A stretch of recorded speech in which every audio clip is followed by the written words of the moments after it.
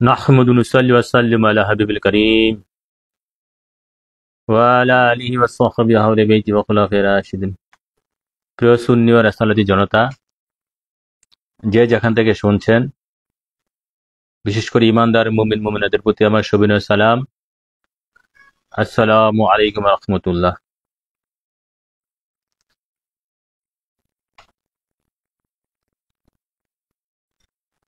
আজকে আমাদের আলোচনার বিষয়বস্তু হচ্ছে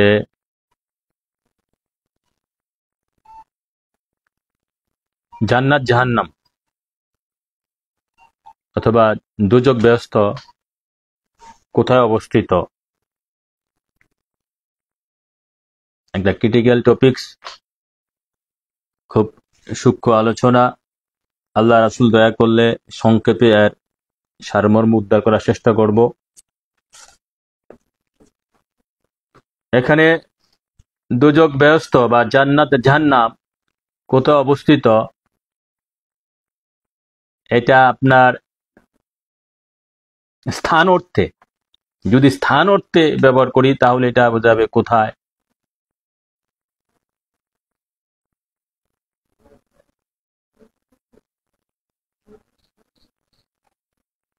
কোথায় অবস্থিত স্থান অর্থে।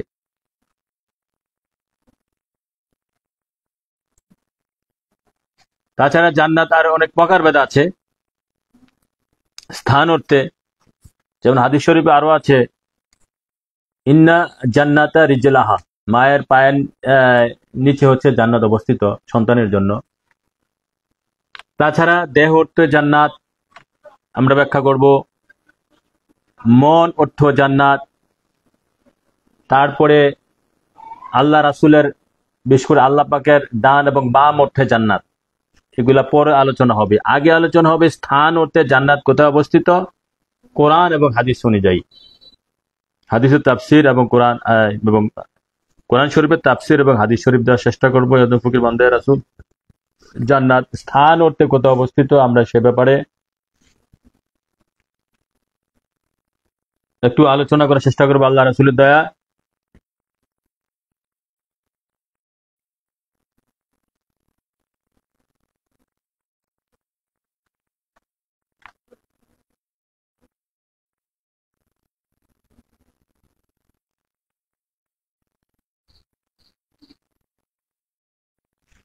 তো আগে বিশেষ করে স্থান অর্থে জান্নাত, আমরা একটা বুখারী শরীফের সহিহ বুখারী একাধিক হাদিসে এসেছে যে আমার হুজুর পাক নবীজির জবান মুবারকের বাণীর দ্বারা পাওয়া যায় জান্নাত যে সাত আসমান উপরে বা আশ্রম মহল্লার নিচে অবস্থিত। এটা সহিহ হাদিসে বুখারী শরীফে একাধিক রেওয়াত এসেছে। এটা বুখারী শরীফ এবং মুসনাদে আহমদে এসেছে।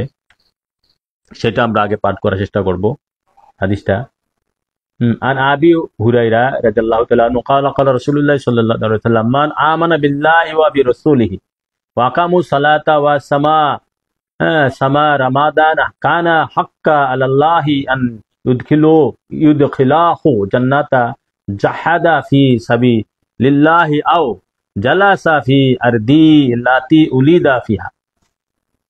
আল্লাহু আকবার। রাসূলুল্লাহ এই হাদিসের এতটুকু অর্থ হচ্ছে যে আল্লাহর দোস্ত হাবিব নূরে খোদা নূরে মুজতাম আকরামুল্লাহ তাদের মদিনায় সাইয়েদনা মুহাম্মদ মুস্তাফা আহমদ মুজতবা বলেছেন যে কোনো ব্যক্তি যদি আল্লাহ রাসূলের উপর, বিশেষ করে হুজুর পাক নবীকে জান ও মালের চেয়ে বেশি ভালোবেসে ঈমান আনে, তাহলে এবং ঈমান আনার পর যদি সে আকামা সালাতা, সালাত প্রতিষ্ঠিত করে, ওয়া সামা রমাদানের সালাত রাখে, আল্লাহ উপর হক হয়ে যায়, আল্লাহর উপর হক হয়ে যায়, সে জিহাদের ময়দানে গেলেও এবং না গেলেও, ঘরের কোনায় বসে থাকলে, জন্মভূমিতে বসে থাকলেও তার উপরে জান্নাত অবধারিত আল্লাহর উপর হক হয়ে যায়। ফাকালু, অতঃপর ইয়া রাসূলুল্লাহ, একজন বলল, সাহাবারা বলল, ফাকালু ইয়া রাসূলুল্লাহ আফালা নুবাশশিরু নাস, আমরা কি খবরটা মানুষের মধ্যে, এই শুভ সংবাদটা মানুষের মধ্যে প্রকাশ করে দেব না? কালা ইন্না ফি জান্নাহ, হুজুর পাক নবী সাল্লাল্লাহু আলাইহি সাল্লাম বললেন, কালা ইন্না ফি জান্নাহ মিআতা দারাজাতিন আ'আদ্দু হা লাহি লি মুজাহিদিনা ওয়া ফি সাবিলিল্লাহি মা বাইনা দারাজাতি কামা বাইনা সামাই আরদি। মানে এরপরে যখন সাহাবারা বলল, ইয়া রাসূলুল্লাহ, আমরা কি খবরটা মানুষের মধ্যে প্রকাশ করে দেব না? তখন নবী পাক সাল্লাল্লাহু আলাইহি ওয়াসাল্লাম বললেন, দেখো জান্নাত, আল্লাহ জান্নাতের মধ্যে 100টা স্তর রেখেছেন। আল্লাহ জান্নাতের মধ্যে 100টা মর্যাদার স্তর রেখেছেন। 1 class, first class, second class, third class, এভাবে 100 ক্লাস পর্যন্ত আছে। হ্যাঁ, তারপরে বলতেছে মানে একটা স্তর থেকে আরেকটা স্তরের দূরত্ব হচ্ছে হ্যাঁ মা বাইনা দারাজাতাইনে কামা বাইনা সামা ওয়াল আরদি। মানে এক স্তর থেকে জান্নাতে 100টা মর্যাদার স্তর রয়েছে, এর মধ্যে এক স্তর থেকে আরেক স্তরের দূরত্ব হচ্ছে মানে জমিন থেকে প্রথম আসমান পর্যন্ত। আল্লাহু আকবার, রাসূলুল্লাহ। হ্যাঁ, তাহলে এ হচ্ছে সাহাবারা যখন বললো, এরপরে নবী কি বলতেছেন, আমাদের যে আলোচ্য বিষয় সেটা এখানে আছে যে ফাইযা সাআলতুমুল্লাহ ফাসালাহু ফাসালাহুল ফিরদাসা ফাইন্নাহু আওসাতু জান্নাতা ওয়া আওলাহ জান্নাতা আরাহু ফাওকাহু আরশে রহিম ওয়া মিনহু তাফাজ্জারু আনহারু জান্নাত। আল্লাহু আকবার, রাসূলুল্লাহ। আমার হুজুর পাক নবীর উপর বলতেছেন, তোমাদের মধ্যে কেউ যদি আল্লাহর কাছে জান্নাত চাও তখন তোমরা জান্নাতুল ফেরদৌস চাইবা। কেননা জান্নাতুল ফেরদৌস হচ্ছে ফাইন্নাহু আওসাতা, তা হচ্ছে উত্তম, আওসাতু জান্নাত, উত্তম জান্নাত, ও আওলাহ জান্নাত, এবং সর্ব উপরে জান্নাত।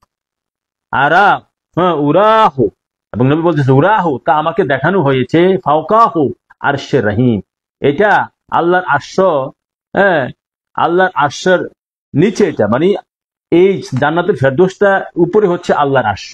এটা নবী পাক সাল্লাল্লাহু আলাইহি সাল্লামকে দেখানো হয়েছে, নবীজি দেখেছেন। হ্যাঁ, আল্লাহু আকবার, রাসূলুল্লাহ। হ্যাঁ, তারপর বলতেছে ওয়া মিনহু তাফাজ্জারু আনহারু জান্নাত, জান্নাতের যে নহরগুলা ওই আল্লাহর আরশ মহল্লা থেকে জারি হয়েছে। আল্লাহু আকবার, রাসূলুল্লাহ। এরপর বল, হাদিস এখনো শেষ হয় নাই। ক্বালা মুহাম্মদ ইবনে ফুলাহ, মুহাম্মদ ইবনে ফুলা আন আবিহি, মোহাম্মদ ইবনে ফুলা একজন সম্ভবত তাবি হইতে পারে। ফুলা আন আবিহি, সে তার বাপের কাছ থেকে শুনেছে। ওয়া ফাওকাহু আরশ, ওয়া ফাওকাহু আরশে রহিম, জান্নাতুল ফেরদৌস আরশে আজিমের নিচে, মানে অথবা জান্নাতুল ফেরদৌসের উপরে হচ্ছে আল্লাহর আরশ আজিম। আল্লাহু আকবার, রাসূলুল্লাহ। কি বুঝলেন?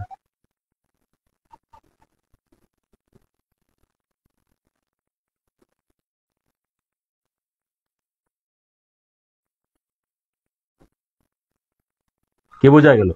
তাহলে এই হাদিসের স্পষ্ট প্রমাণ, হাদিসটা হচ্ছে বুখারী শরীফের সহিহ বুখারী 2790 নম্বর হাদিস, 2790 নম্বর হাদিস, যে এই হাদিসে আমার হুজুর পাক নবীজির রিওয়ায়াত অনুযায়ী নবীজিকে দেখানো হয়েছে ফাওকাহু আরশি, এই এই মানে জান্নাতুল ফেরদৌসের উপরে হচ্ছে ফাওকাহু, হুমানি এখানে জান্নাতুল ফেরদৌস, জান্নাতুল ফেরদৌসের উপরে হচ্ছে আল্লাহর আরশ মহল্লা, আরশে রহিম। এবং এই হাদিস বর্ণনা করা নবীর বাণী শেষের পরে ক্বালা মুহাম্মদ ইবনে ফুলাহ, মুহাম্মদ ইবনে ফুলা বলতেছে আন আবিহি, তার পিতা থেকে, ওয়া ফাওকাহু আরশে রহিম, আল্লাহর আরশটা জান্নাতুল ফেরদৌসের উপরে। তাহলে বোঝা যাচ্ছে উপরে হচ্ছে জান্নাত। এই হাদিস সহিহ হাদিস, সহিহ হাদিস, বুখারী শরীফের 2790 নম্বর হাদিস। তারপরে আরো বর্ণনা হয়েছে, হাদিসটা আরো বর্ণনা করা হয়েছে মুসনাদে আহমদ ইবনে হাম্বলে আছে, দ্বিতীয় খণ্ড, হাদিস নম্বর হচ্ছে 339 এবং 335 নম্বর হাদিস, মুসনাদে আহমদও এসেছে এটা। বুখারী শরীফের আন্তর্জাতিক নাম্বার হচ্ছে 2790। এই হাদিসের প্রমাণ, আরো প্রমাণ যে জান্নাতে 100টা স্তর রয়েছে, মর্যাদার দিক দিয়ে 100টা স্তর।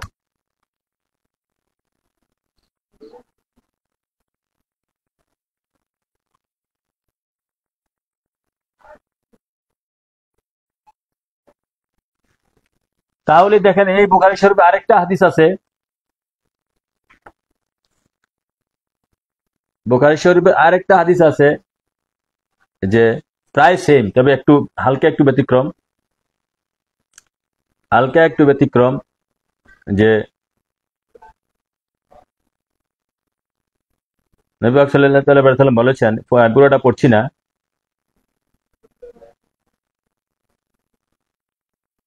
যে ফাইযা সালতুহুমুল্লাহু ফাসালুহু ফিরদাউস ফাইন্নাহু আসাতু জান্নাতা ওয়া আউলা জান্নাতি ওয়া ফাওকাহু আরশি রহিম ওয়া মিনহু তাফাজ্জারু আনাহরু জান্নাত। আল্লাহু আকবার। রাসূলুল্লাহ আমার হুজুর পাক নবী আরেকটা হাদিসে বলতেছেন, বুখারী শরীফের হাদিস নম্বর হচ্ছে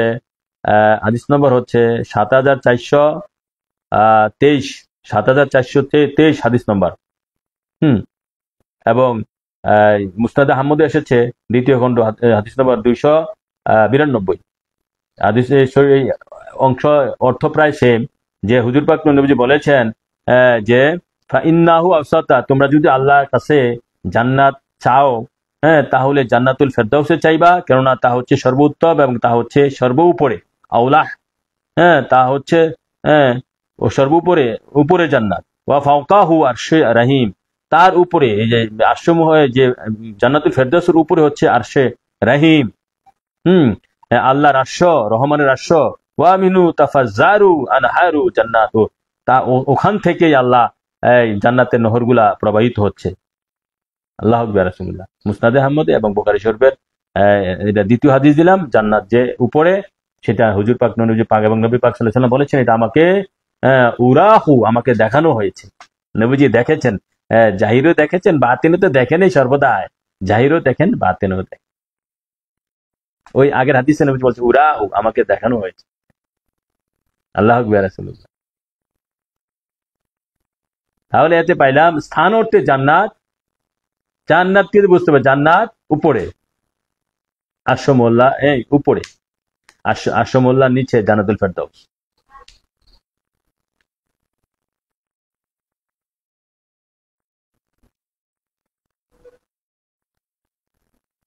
তাহলে আমরা জান্নাত সম্পর্কে দুইটা হাদিস সহিহ বুখারী থেকে আমরা পাইলাম, জান্নাত উপরে স্থান অর্থে। যদিও জান্নাতের সমস্ত কিছু নূর, জান্নাতে যারা বসবাস করবে তারাও নূর। আমি সে ব্যাপারে, হাকিকত ব্যাপারে পরে আসতেছি। আমরা প্রথম প্রমাণ করছি যে জান্নাত স্থান অর্থে উপরে, মানে জান্নাত স্থান অর্থে কোথায়, সেটা আমরা খুঁজতেছি কোরআন হাদিস অনুযায়ী। আমাদের আজকের আলোচনার বিষয়বস্তু হচ্ছে জান্নাত, জাহান্নাম, দোজখ, বেহেশত কোথায় অবস্থিত। তাহলে সহিহ বুখারী শরীফের দুইটা হাদিস দিয়ে, মুসনাদে আহমদের 3টা হাদিস দিয়ে আমরা পাইলাম জান্নাত হুজুর পাক নবীজির জবান মোবারকের ভাষা, জান্নাত আল্লাহর আরশ মোল্লার নিচে, মানে উপরে। এখন আসেন আমরা কোরআনের তাফসির গুলা যদি আমরা আলোচনা করি, কোরআনের আয়াত দিয়ে এখন আলোচনা করব জান্নাত জাহান্নাম, জান্নাত এবং জাহান্নাম।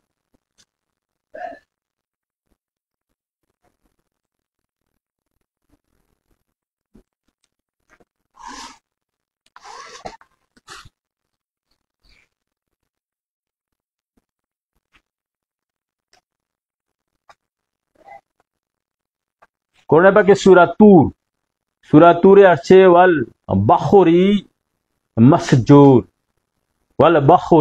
মাসজুর, এবং শপথ উত্তপ্ত সমুদ্রে। আমরা জান্নাত যে উপরে সে ব্যাপারে, স্থান অর্থে জান্নাত যে উপরে সে ব্যাপারে দুইটা হাদিস দিয়েছি সহিহ বুখারীর এবং মুসনাদে আহমদের 3টা হাদিস। এই যে এখন আমরা আলোচনা করব কোরআনের আয়াত দিয়ে, তাফসিরে মাঝহারি থেকে আমরা সূরা তুরের কত নম্বর আয়াত এটা, সূরা তুরের 6 নম্বর আয়াত, সূরা তুরের 6 নম্বর আয়াতে ওয়াল বাখরিল মাসজুর, শপথ উত্তপ্ত সমুদ্রে, জাহান্নাম।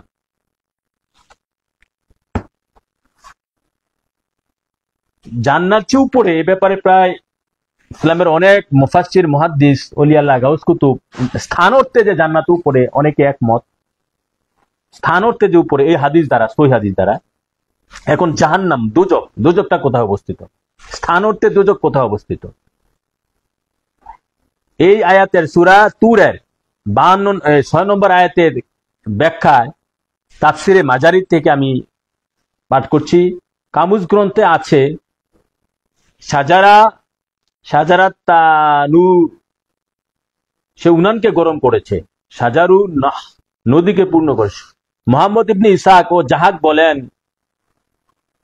বাহারিল মাসজুর সেই সমুদ্র যাকে আগুনের মতো উদ্দীপ্ত গরম করা হবে, যেরূপ উনানকে উত্তপ্ত করা হয়। ইবনে আব্বাস ও একে অভিমত পোষণ করেছেন। ইবনে আব্বাস বর্ণনা করেছেন কিয়ামতের দিন আল্লাহ তাআলা সমস্ত সমুদ্রকে আগুন বানিয়ে দেবেন, যাতে দোজখের আগুন আরো বৃদ্ধি পাবে। মানে এই আয়াতের দ্বারা কিছু কিছু সাহাবীদের বাণী, তাবিঈদের বাণী, তাবিদের বাণী প্রমাণ করে যে জাহান্নাম মানে দোজখ সমুদ্রের নিচে বা মাটির নিচে, স্থান অর্থে যখন আমরা স্থান করি, দোজখটা কোন জায়গায় অবস্থিত আমরা প্রশ্ন করি না, স্থান অর্থে এই সূরা তুরের 6 নম্বর আয়াতের ব্যাখ্যা আমরা পাঠ করছি। ইবনে আব্বাস বর্ণনা করেছেন যে কিয়ামতের দিন আল্লাহ তাআলা সমস্ত সমুদ্রকে আগুন বানিয়ে দেবেন, যাতে দোজখের আগুন আরো বৃদ্ধি পায়। ইমাম বাহাক্কি হযরত ওমর রাদিয়াল্লাহু আনহু থেকে বর্ণনা করেন রাসূল পাক সাল্লাল্লাহু আলাইহি সাল্লাম বলেছেন মুজাহিদ ও হজকারী ও উমরাকারী ব্যতীত কোনো ব্যক্তি সমুদ্র ভ্রমণ করবে না। নবীজি বলতেছে তোমরা কেউ সমুদ্র ভ্রমণ করবে না যদি লোকটা মুজাহিদ যোদ্ধা হয়, হজকারী হয়, উমরাকারী হয়। এই 3 শ্রেণীর লোক ব্যতীত তোমরা সমুদ্র ভ্রমণ করো না। নবীজি একটা হাদিসে বলেছেন, হাদিসটা ইমাম বাহাক্কি বর্ণনা করেছেন। কেননা সমুদ্রের নিচে আগুন আছে। ফা ইন্না তাহাতা বাহরু নার, ফা ইন্না তাহাতা বাহারি নার, কেননা সমুদ্রের নিচে আগুন আছে। আমার হুজুর পাক নূর নবী সাল্লাল্লাহু আলাইহি ওয়াসাল্লাম বলতেছেন। কিংবা তিনি আরো বলেছেন আও তাহাতা নারি বাহার, কিংবা তিনি বলেছেন আগুনের নিচে সমুদ্র আছে। মানে এই রাবি যে হাদিসটা বর্ণনা করেছেন তিনি কনফিউজ হয়ে গেছেন কি নবীজি বলেছেন সমুদ্রের নিচে আগুন আছে কিংবা আগুনের নিচে সমুদ্র আছে। তো আমরা একটা ধরি সমুদ্রের নিচে আগুন। এটা তাফসিরে করতে গিয়ে তাফসিরে মাঝারির মধ্যে এসেছে। তাফসিরে মাঝারি কততম খণ্ড? 11তম খণ্ডের মধ্যে সূরা তুরের 6 নম্বর আয়াতের ব্যাখ্যা আমরা পাঠ করছি হাদিস সহ, সাহাবীদের বাণী, তাবিদের বাণী। এটা আমার হুজুর পাক নবীজি থেকে রিওয়ায়াত করেছেন হযরত ওমর রাদিয়াল্লাহু আনহু। ইমাম বাহাক্কি বর্ণনা করেছেন হযরত ওমর রাদিয়াল্লাহু আনহু থেকে।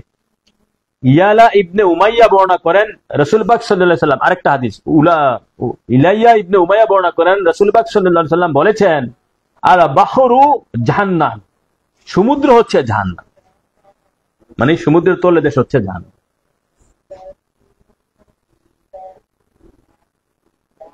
সমুদ্রের তলদেশ হচ্ছে জাহান্নাম।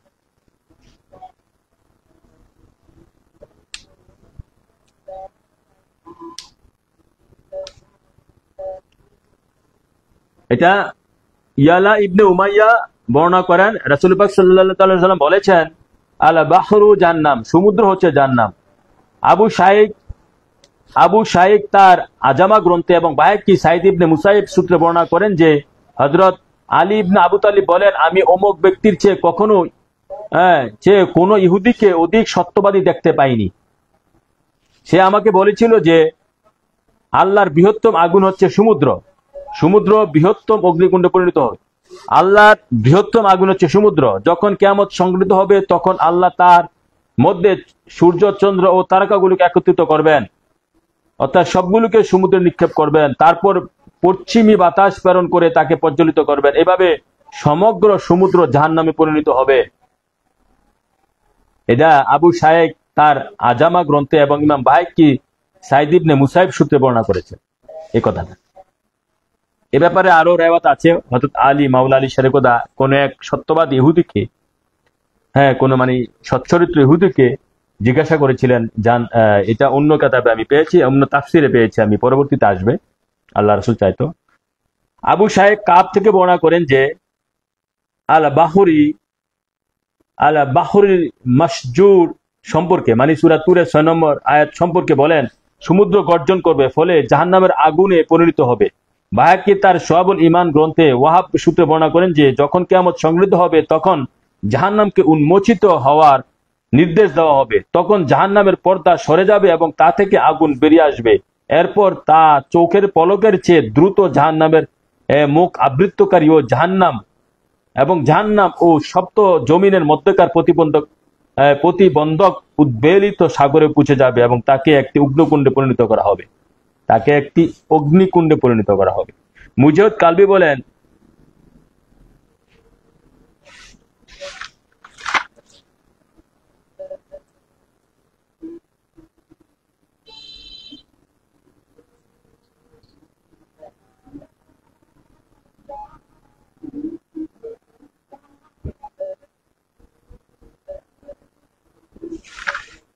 এ হচ্ছে সূরা তুরের ওয়ালা বাহরি মাসদুর এর আয়াতের ব্যাখ্যা সংক্ষেপে এখানে তাফসীরে মাদার থেকে আমরা তুলে ধরলাম।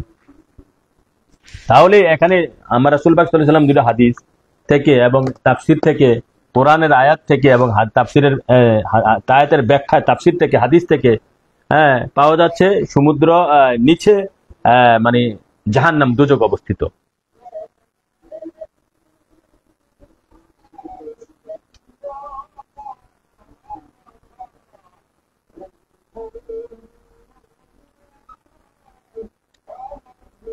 এখন আসেন কোরআনে পাকে সূরা তাকবীর।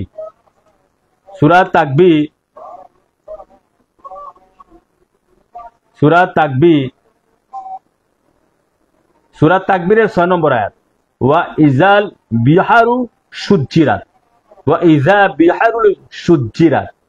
এই আয়াতের ব্যাখ্যায় মানে সাগরসমূহ যখন উত্তপ্ত হবে, অর্থ হচ্ছে সাগরসমূহ যখন ওয়া ইজা বিহারুল সুজ্জিরাত, সাগরসমূহ যখন উত্তপ্ত হবে। এই আয়াতের ব্যাখ্যায় পৃথিবীর অন্য প্রাচীনতম তাফসিরে তাবারি শরীফ, পৃথিবীর প্রাচীনতম তাফসিরে তাবারি শরীফে আছে এর ব্যাখ্যায় যে হুসাইন ইবনে হুয়ারিস উবাই ইবনে কাব হতে বর্ণনা করেন যে আল্লাহ পাকের কালাম ওয়া ইজাল বিহারুল সুজ্জিরাত অর্থাৎ যখন সমুদ্রের পানিকে প্রজ্বলিত করা হবে, যেমন আগে বর্ণিত হয়েছে যে কিয়ামতের এই নির্দেশনাবলী যখন প্রকাশ পেতে থাকবে তখন জিনেরা ইনসানকে বলবে, আমরা তোমাদের জন্য কল্যাণ ও মঙ্গলের বার্তা আনছি। অতঃপর তারা যখন সমুদ্রের নিকট যাবে তখন তারা একে প্রজ্বলিত অগ্নিকুণ্ডের মতো দেখতে পাবে। মানে কিয়ামতের পূর্বে, বা যেটা আমরা যেটাকে আখেরি কিয়ামত বলি, যদিও যার যার মৃত্যু তার কাছে কিয়ামত, আখেরি কিয়ামত, তখন জিনেরা সমুদ্রের কাছে যাবে, গিয়া দেখবে সমুদ্র অগ্নিকুণ্ড পরিণত হয়ে গেছে। এটা হুসাইন ইবনে হুয়াইরিস উবাই ইবনে কাব হতে বর্ণনা করেছেন। ইয়াকুব হযরত আলী হতে বর্ণনা করেছেন যে আমি তাফসিরে তাবারি শরীফ থেকে এই আয়াতের সূরা তাকবীরের 6 নম্বর আয়াতের ব্যাখ্যা কিছু হাদিস বর্ণনা এসেছে। হযরত আলী রাদিয়াল্লাহু তাআলা আনহু হতে বর্ণনা করেছেন যে ইয়াকুব হযরত আলী রাদিয়াল্লাহু তাআলা আনহু বর্ণনা করেছেন যে তিনি একদা হযরত ইয়াহুদীকে কথার প্রসঙ্গে জিজ্ঞাসা করেছিলেন জাহান্নাম কোথায়। হযরত মাওলা আলী শেরেকোদা একজন ইহুদিকে প্রশ্ন করেছিলেন যে জাহান্নাম দুজক কোথায়। জবাবে সে ইহুদি বলেছিল সমুদ্রে হলো জাহান্নাম, মানে সমুদ্রের নিচে হলো জাহান্নাম। অতঃপর হযরত আলী রাদিয়াল্লাহু আনহু বলেন, আমি তাকে সত্যবাদী হিসাবে পেলাম, কেননা আল্লাহর কালাম ওয়া ইজা বিহারুল সুজ্জিরাত। হযরত মাওলা আলীও এটাকে সাপোর্ট দিচ্ছেন। তো মাওলা আলী শেরেকোদাও এটা বলতেছেন যে সমুদ্রের নিচে বা জমিনের নিচে হচ্ছে, সমুদ্রের নিচে কি সমুদ্রের নিচে তো জমিনের নিচটাই। যাও এটা আমরা পরে আসতেছি বিজ্ঞানের দৃষ্টিতে। ইজা বিহারুল সুজ্জিরাত, হযরত মাওলা আলী বলতেছেন আরো প্রমাণ দিয়ে, দলিল দিয়ে, ইজা বিহারুল সুজ্জিরাত এবং ওয়াল বাহরু মাসজুর, এই দুই আয়াত সূরা তুরের 6 নম্বর, সূরা তাকবীরের 6 নম্বর, এই সমস্ত আয়াত তার কথাই সততা গ্রহণ করে। ইহুদি যে বলেছে সমুদ্রের নিচেই দুজক, মানে স্থান অর্থে, তখন হযরত মাওলা আলী শেরেকোদা কোরআনে পাকের এই দুইটা আয়াত টেনে বলতেছেন যে ইহুদির কথাই সত্যতা পাওয়া যায়, ইহুদির কথার মধ্যে সত্যতা পাওয়া যায়।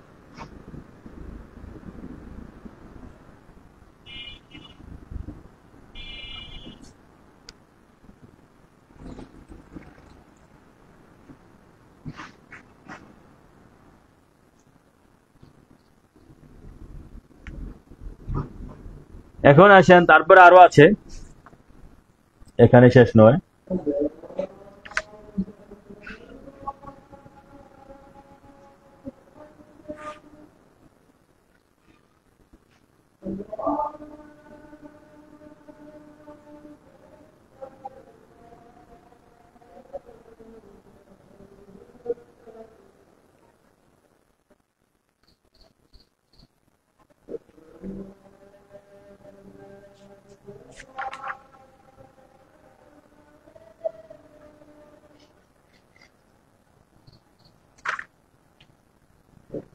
জোহাইরিয়া ইবনে মোহাম্মদ আল মাকরি হযরত ইবনে আব্বাস রাদিয়াল্লাহু আনহু থেকে বর্ণনা করেছেন যে আল্লাহর বাণী যখন সূর্য নিষ্প্রভ হবে, অর্থাৎ আল্লাহ পাক যখন চন্দ্র সূর্য গ্রহ নক্ষত্র সকলকে একত্রিত ভাবে পেঁচিয়ে সমুদ্রের মধ্যে ফেলবেন, তখন সেখানে এক ধরনের বাতাস প্রবাহিত হতে থাকবে, যা ক্রমশ উত্তেজিত ও প্রবলতর হতে হতে আগুনে রূপান্তরিত হবে। এটাই আল্লাহ পাকের এই কালামের অর্থ, যথা ওয়া ইযাল বিহারু সুজ্জিরাত, সূরা তুরা, সূরা তাকবীরের 6 নম্বর আয়াত।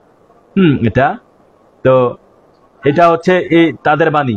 হযরত ইবনে আব্বাস থেকে এটা বর্ণিত হয়েছে। ইউনুস ইবনে জায়েদ হতে বর্ণনা করেছেন যে আল্লাহর বাণী ওয়া ইযাল বিহারুল সুজ্জিরাত এর অর্থ হলো সমুদ্র রাজিকে কিয়ামতের দিন প্রজ্বলিত করা হবে। ইবনে হুমায়ুন শামার ইবনে আতিয়া হতে বর্ণনা করেছে যে আল্লাহ কালাম আল বাহরু মাসজুর হলো তানুরিল মাসজুর এর মতো, অর্থাৎ প্রজ্বলিত চুল্লি। আল্লাহর বাণী বাহরুল মাসজুর অর্থ হলো এরই অনুরূপ।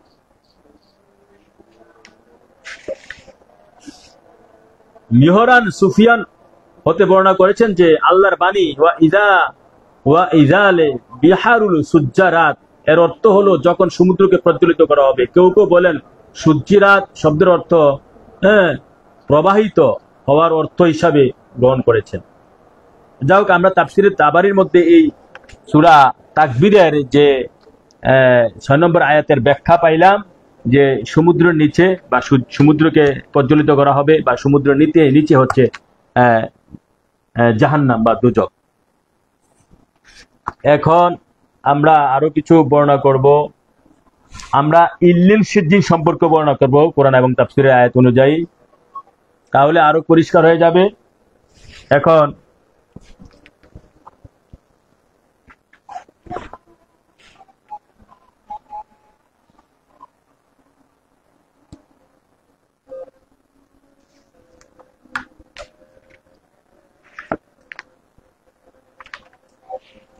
তাহলে আমরা যে জাহান্নাম দোজখ স্থান অর্থে সমুদ্রের নিচে বা সমুদ্রকে দোজখ পরিণত করা হবে, এটা তো আমরা একটা স্থান অর্থে একটা জিনিস অনুমান করতে পারলাম, বা সেটা বুঝতে পারলাম যে সমুদ্রের নিচে। আমরা এখন যদি কোরআনে পাকের সূরা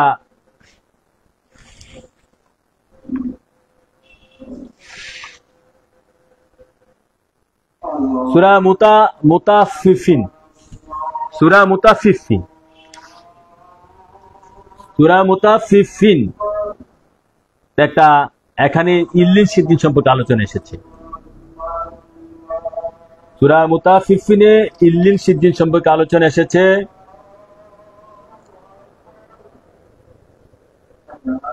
ইন্না কিতাবুল ফুজ্জিরা লাফি সিজ্জিন, পাপাচারীদের আমলনামা তো সিজ্জিনে আছে। পাপাচারীদের মানে দোজখ, যারা মুনাফিক কাফের অবস্থায় ইন্তেকাল করবে, তাদের আমলনামা তো সিজ্জিনে আছে। সিজ্জিন সম্পর্কে যদি আমরা আলোচনা করি তাহলে আরো পরিষ্কার হয়ে যাবে মানে জান্নাত জাহান্নাম কোথায় অবস্থিত।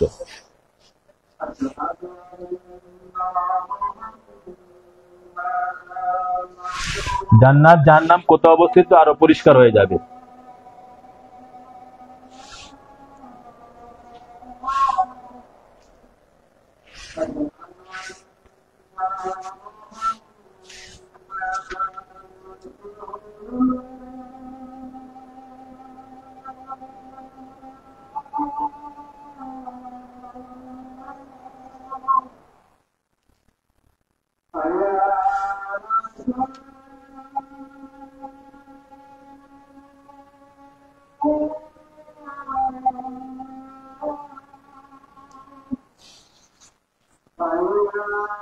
এখনো এটা আমরা আলোচনা করছি আয়াত সূরা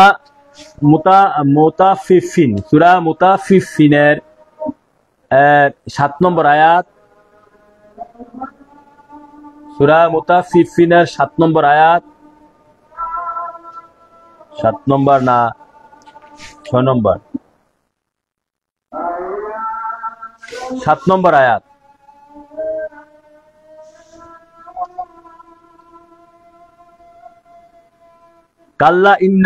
কাল্লা ইন্না কিতাবা ফুজ্জারি লাফি সিজ্জিন। এই আয়াতের ব্যাখ্যায় তাফসিরে মাজারিতে এসেছে, তবে হাদিস ও সাহাবী তাবিদের তাফসিরে মাজারিতে এসেছে এই আয়াতের ব্যাখ্যা কাল্লা ইন্না কিতাবা ফুজ্জারি লাফি সিজ্জিন। তবে হাদিস ও সাহাবী ও তাবিনদের উক্তি দ্বারা দৃশ্য তো এটাই বোঝা যায় যে সিজ্জিন একটি জায়গার নাম, যেখানে পাপীদের আমলনামা থাকে। কামুস অভিধানে এরূপ বলা হয়েছে। বিশ্বের অন্যতম শ্রেষ্ঠ অভিধানের মধ্যে কামুস অভিধান একটা। আমলনামা সেখানে থাকার অর্থ এও হতে পারে যে সেখানে নিয়ে তা রেখে দেওয়া হয়, অথবা এমনও হতে পারে যে সেখানে একটি রেজিস্টার লিপিবদ্ধ করা হয়, যার মাঝে জিন ও ইনসানের মধ্যে যত পাপিষ্ঠ আছে সকলের আমলনামা সমাবিষ্ট থাকে। সেই স্থানকে সিজ্জিন নামকরণের কারণ এই যে সেখানে সমস্ত কাফির আত্মা বন্দী করে রাখা হয়, আর সেই স্থানটি হচ্ছে সপ্তম জমিন অথবা তার সপ্তম জমিনের নিচে। যে আমরা যদি ইল্লিন সিজ্জিন সূরা মুতাফফিফিনের মধ্যে যে সিজ্জিন ইল্লিন শব্দ দুটো এসেছে, যে আমরা অনেকে জানি যে ইন্তেকালের পরে যারা মুনাফিক কাফির তাদের আমলনামা আত্মা সিজ্জিনে বন্দী অবস্থায় থাকে হিসাব হওয়া পর্যন্ত। হিসাব তো এই মৃত্যুর সাথে সাথে হিসাব হয়ে যায় এক হিসাবে, তারপরে আল্লাহ ওখানে হাসরের মাঠে প্রমাণ দিবেন আল্লাহ রাসূল। আর যারা বেহেশতি বান্দা ইমানদার মুত্তাকি ওলি আল্লাহ গাউস কুতুব তারা তাদের আত্মা ইল্লিনে, ওই ইল্লিন শব্দের অর্থ উপরে আর সিজ্জিন শব্দের অর্থ নিচে দ্বারা। এখন তাহলে সেখানে সমস্ত কাফির আত্মা বন্দী করে রাখা হয়, আর সেই স্থানটি হচ্ছে সপ্তম জমিন অথবা তার সপ্তম জমিনেরও নিচে। তাহলে দেখেন এই যে সমুদ্র নিচেই যে আমরা এতক্ষণে বললাম দোজখ, সেটা জমিনের নিচেই হিসাবে পড়ে। আমরা বিজ্ঞানীর দৃষ্টিতে একটু করে আলোচনা করব, এই আগে তাফসীরের আলোচনা, কোরআন হাদিসের আলোচনাকে শেষ করে নিই। ইমাম ইবনে মান্দা তাবারানি ও আবু শাইখ হামজা ইবনে হাবিব মুরসাল রূপে বর্ণনা করেন যে একদা রাসূলুল্লাহ সাল্লাল্লাহু আলাইহি ওয়াসাল্লামকে মুমিনদের রূহ সম্পর্কে জিজ্ঞাসা করা হয় যে তা কোথায় থাকবে। তিনি বললেন, একটি সবুজ পাখির উদরে, যা ইচ্ছামতো জান্নাতে বিচরণ করে বেড়ায়। এখানে খুব এটা ব্যাখ্যা করা তো খুব জটিল। একটা সবুজ পাখির উদরে থাকবে, আমার মতে এটা আমার মনে হয় মতে যে সবুজ পাখি বলতে হুজুর পাক নবী যেহেতু জান্নাত সবুজ, জান্নাতকে এখানে বলা হয়েছে, জান্নাতকে বলে জান্নাতের ভিতরে থাকবে। এখানে নবী পাক সাল্লাল্লাহু আলাইহি ওয়াসাল্লাম হয়তো বা হিকমতে বলেছেন, সত্যমি বাকি আল্লাহ রাসূল জানেন। যে সবুজ পাখির উদরে থাকবে মানে জান্নাতের উদরে থাকবে, যা ইচ্ছামতো জান্নাতে বিচরণ করে বেড়ায়। সাহাবীগণ প্রশ্ন করলেন, ইয়া রাসূলুল্লাহ, কাফিরদের রূহ? তিনি বললেন, তা বন্দী থাকবে সিজ্জিনে। এটা হাদিস শরীফ ইমাম ইবনে মান্দা, ইমাম তাবারানি, ইমাম আবু শাইখ হামজা ইবনে হাবিব মুরসাল রূপে বর্ণনা করেছেন।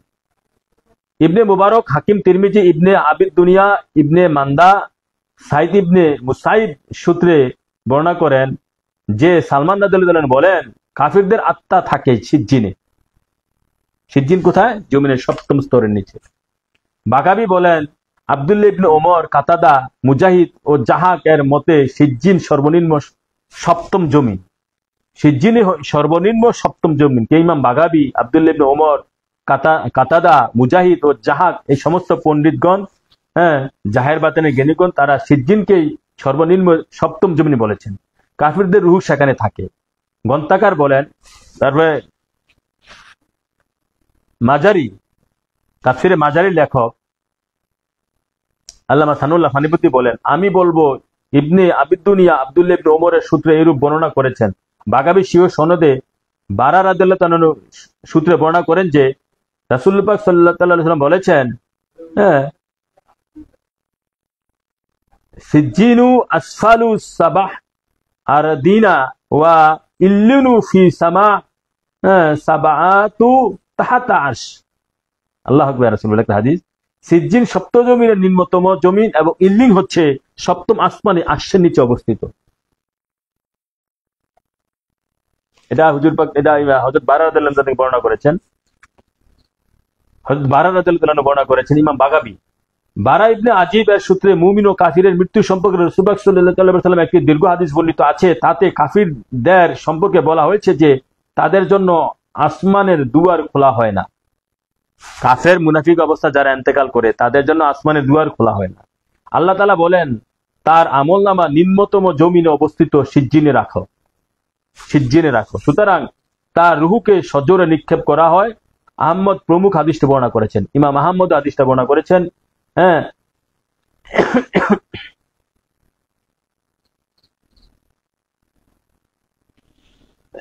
বাগাবী সুব্রুমা ইবনে আতার উক্তি বর্ণনা করেন যে একদা ইবনে আব্বাস কাব আহবার কাছে এসে বলেন আল্লাহর বাণী ইন্না কিতাব আল ফুজ্জিরাত লাফি সিজ্জিন এর ব্যাখ্যায় কি আমাকে বলুন। তিনি বললেন পাপিষ্ঠ ব্যক্তির রুহু আকাশের দিকে নিয়ে যাওয়া হয়, কিন্তু আকাশ তা গ্রহণ করতে অস্বীকার করে। এই সূরা মুতাফফিফিনের 7 নম্বর আয়াতের ব্যাখ্যা সম্পর্কে বলা হচ্ছে, কাব আহবারের কাছে এসে বললে, কাব ইবনে আহবার বললেন, তিনি বলেন পাপিষ্ঠ ব্যক্তির রুহু আকাশের দিকে নিয়ে যাওয়া হয়, কিন্তু আকাশ তা গ্রহণ করতে অস্বীকার করে। ফলে তাকে নামিয়ে আনা হয় জমিনের দিকে, কিন্তু জমিন তাকে গ্রহণ করতে অসম্মতি জানায়। শেষে তাকে ঢুকিয়ে দেওয়া হয় সপ্তম জমিনের দিকে, সপ্তম জমিনের দিকে। এভাবে তাকে পুছিয়ে দেওয়া হয় সিজ্জিনে। এটা হচ্ছে ইবলিশ বাহিনীর আবাসস্থল। সুতরাং সেখানে থেকে তাকে বের করে নিয়ে যাওয়া হয় ইবলিসের বাহিনীর নিচে। সেখানে তার আমলনামা নম্বর দিয়ে মোহর করে রেখে দেওয়া হয়। ইবলিস বাহিনীর নিচে রাখার কারণ যাতে তারা জানতে পারে কিয়ামত দিবসে হিসাব নিকাশের পর তাদের জন্য রয়েছে অনিবার্য ধ্বংস। কালবি, কালবি সিজ্জিন সপ্তম জমিনের নিচে অবস্থিত একটি সবুজ বড় পাথর। আকাশের রং সবুজ তার কারণেই তার নিচে পাপিষ্ঠদের আমলনামা রাখা হয়েছে। কালবি এই আয়াতের ব্যাখ্যা করতে গিয়ে বলেন সিজ্জিন হচ্ছে সবুজ পাথর। সপ্তম জমিনের নিচে একটি সবুজ পাথর, আকাশের রং সবুজ তার কারণেই তার নিচে পাপিষ্ঠদের আমলনামা রাখা হয়।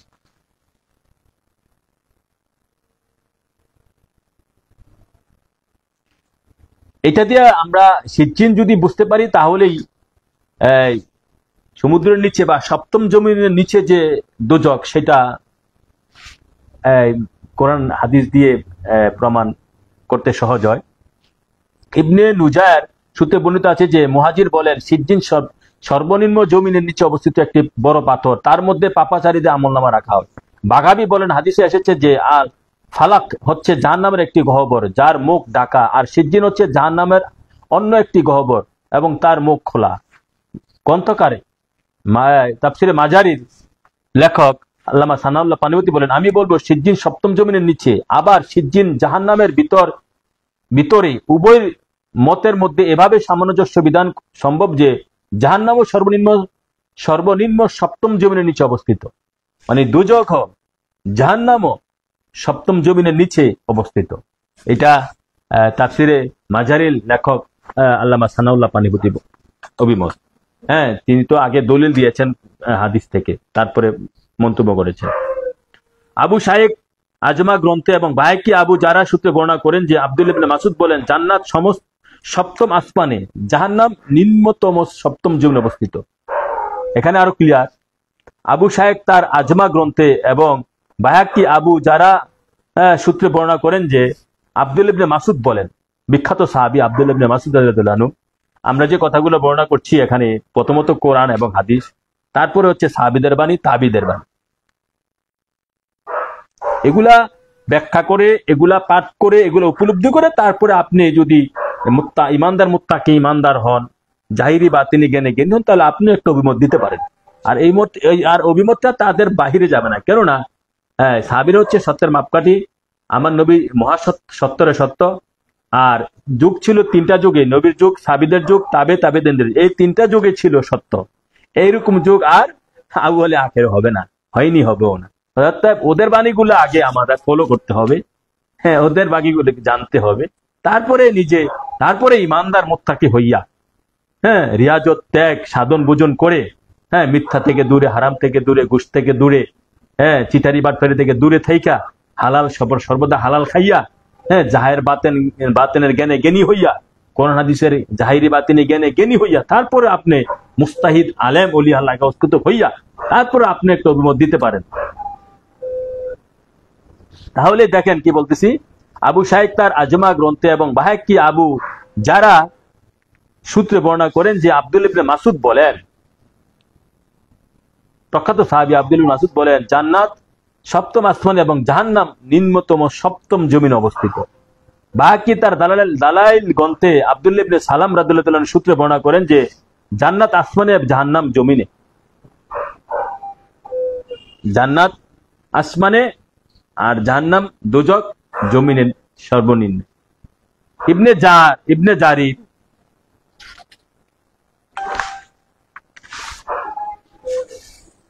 ইবনে জারির তার তাফসীর গ্রন্থে মুয়াজ সূত্রে বর্ণনা করেন যে তিনি বলেন, একদা রাসূলুল্লাহ সাল্লাল্লাহু আলাইহি সাল্লামকে জিজ্ঞাসা করা হলো, কিয়ামতের দিন জাহান্নামকে কোথা থেকে উপস্থিত করা হবে? রাসূলুল্লাহ সাল্লাল্লাহু আলাইহি সাল্লাম বললেন, জাহান্নামকে উপস্থিত করা হবে সপ্তম জমিন হতে।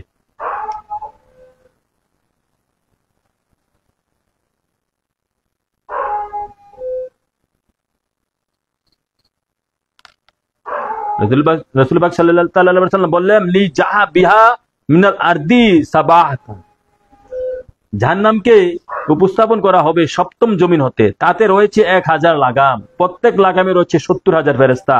যখন তা মানুষ হতে 1000 বছরের দূরত্বে এসে পুজবে, তখন তা এমন এক গর্জন করবে যে তাতে সমস্ত নৈকট্যপ্রাপ্ত ফেরেশতা ও প্রেরিত নবী রাসূল পর্যন্ত হুমড়ি খেয়ে পড়ে যাবে এবং বলতে থাকবে, হে আমার রব, আমাকে রক্ষা করো, আমাকে রক্ষা করো।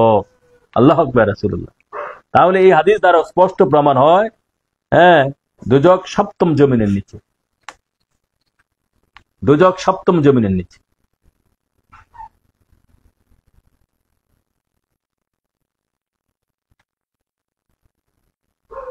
এটা বিজ্ঞান দিয়ে প্রমাণ করা যাবে, এটা আমরা আসতেছি একটু পরেই। এখন সিজ্জিন সম্পর্কে আলোচনা করলাম, সূরা মুতাফফিফিন, তাহলেই পরিষ্কার হয়ে গেল, হ্যাঁ, পাপিষ্ঠ আত্মাগুলা কোথায় যাবে, হ্যাঁ, এবং আর ইমানদার মুত্তাকিন গোলগুলা কোথায় যাবে।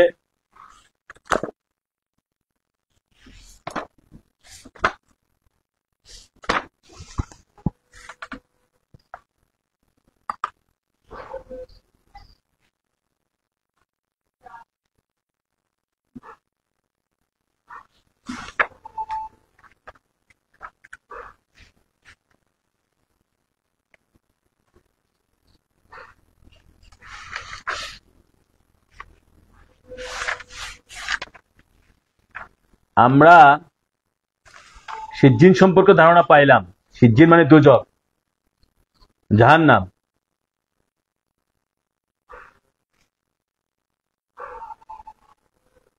আলোচনা অনেকটা ক্লিয়ার হয়ে গেছে, স্থান অর্থে দোজক ব্যস্ত কোন জায়গায়।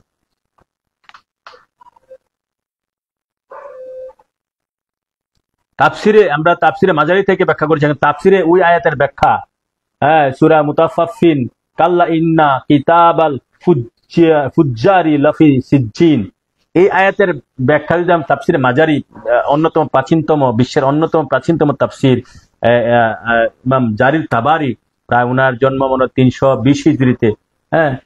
তো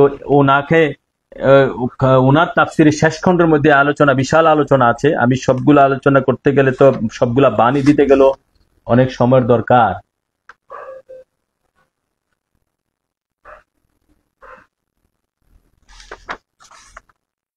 সিজ্জিন সম্পর্কে আরো আলোচনা করতে গেলে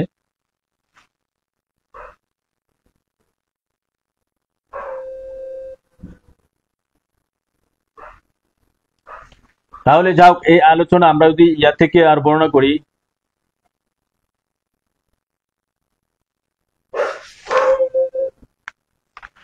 তাফসিরে তাবারি শেষ খণ্ড, কাল্লা ইন্নাল, আল্লাহ পাকের কালাম, কাল্লা ইন্না কিতাবাল ফুজ্জারি লাফি সিজ্জিন। এই আয়াতের ব্যাখ্যায় ইমাম জারির তাবারি বলতেছেন, যার অবস্থান হলো মানে বরং এখানে আল্লাহ পাকের ইরশাদ, আল্লাহ দ্রোহী মুশরিকরা কিয়ামতের দিন আল্লাহ দ্রোহী কাফের মুনাফিকরা হিসাব নিকাশ সম্পর্কে যেরূপ ধারণা করে তা আদৌ সত্য নয়। তারা মনে করে যে মৃত্যুর পর পুনরুত্থান ও আল্লাহর দরবার হিসাব পেশ সবে অবাস্তব।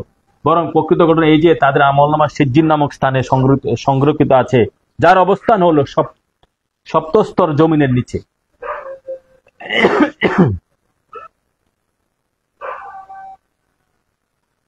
এই আয়াতের ব্যাখ্যায় বিভিন্ন প্রকার মতভেদ পরিলক্ষিত হয়, যথা ইবনে বাশার মুগিস ইবনে সামি হতে বর্ণনা করেন যে আল্লাহর বাণী এই সূরা মুতাফফিফিন ৭ নং আয়াতের ব্যাখ্যায় অর্থ হলো পাপী লোকদের আমলনামা সপ্তস্তর জমিনের নিচে সিজ্জিন নামক স্থানে থাকবে।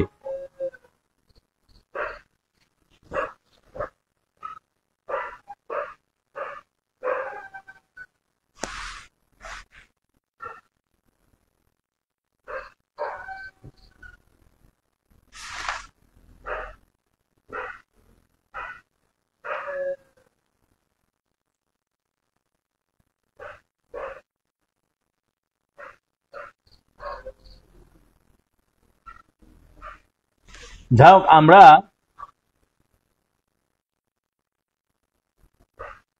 আমরা সিজ্জিন সম্পর্কে এখানে আর আলোচনা করছি না। আমরা এখন ইল্লিন সম্পর্কে একই সূরার মধ্যে, সূরা মুতাফফিফিনে একই সূরার মধ্যে কাল্লা ইন্নাল কিতাবা আবরারি, কাল্লা ইন্নাল কিতাবাল আবরারি লাফি ইল্লিন, অর্থ হচ্ছে কখনো এরূপ নয়, নিশ্চয়ই নেককার ব্যক্তিদের, ইমানদার ব্যক্তিদের, মুত্তাকি ব্যক্তিদের আমলনামা ইল্লিনে থাকবে।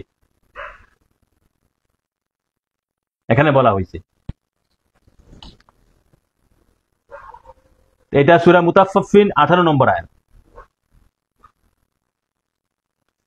সূরা মুতাফফিফিন 18 নম্বর আয়াত। এই আয়াতের